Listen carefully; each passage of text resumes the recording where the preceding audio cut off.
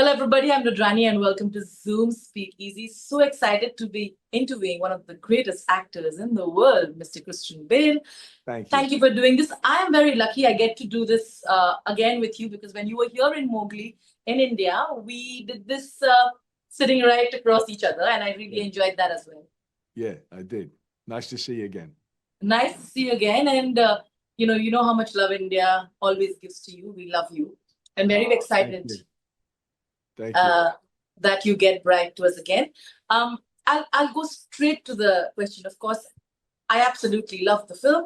And here's my question: as an actor, there are a lot of themes that you also can explore through your character, and that of loneliness and finding the soulmate.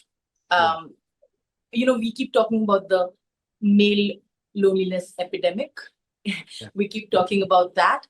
I feel like your character really brings out the empathy when you hear him talk about his search for that partner. There is also the loneliness of an actor. They say it's a very lonely way to live. How do you look at all these parallels? Yeah, look, I mean, you do get that. You do find yourself staring at hotel walls a lot as an actor.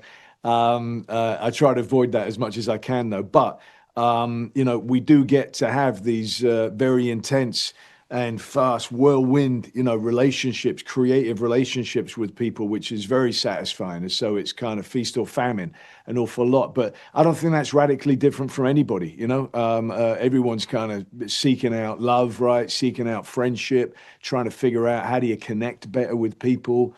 How can we have these incredible, abundant, rich conversations within ourselves, but we can't manage to express that? There's very few of us who have the gift of the gab where they can actually really say what they mean, and feel like it's actually been communicated. I certainly don't have that gift whatsoever. But also that there's the beauty of art that helps us with that, whether it be music, fine art, or movies. And we see that with Frank, that's where he gets his friendship from, and where he doesn't feel as alone is through this character that Jake Gyllenhaal plays of a Fred Astaire-like persona that comes to be his only relationship that he has.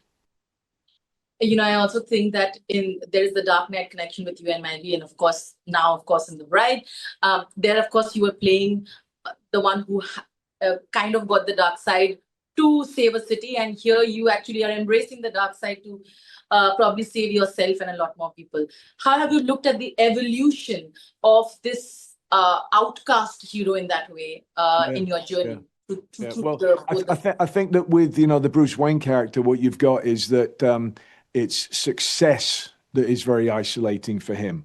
And the need with him, with the class that he comes from, to be very sort of stiff upper lip and not let people see the pain he's going through at being an orphaned, child. And then from the other way with Frank, that he's got the isolation of absolute failure completely. That he feels he's failed because his father abandoned him. He committed some of the worst crimes that possibly could be committed, but he didn't understand them. He had all the strength and the size of being able to commit those crimes, but didn't have the brain power. But now we meet Frank where he has that brain power. He's not the sharpest tool in the box. He's nowhere near as sharp as the bride, who Jesse plays, and the various brilliant women throughout this, Dr. Euphronius and also Myrna by Penelope Cruz. These are authentic, sincere women who are absolute pioneers. But Frank loves being around those people, and the bride gives him an ability to live life that doesn't necessitate obsessing about the past all of the time, but it gives him some sense of a future.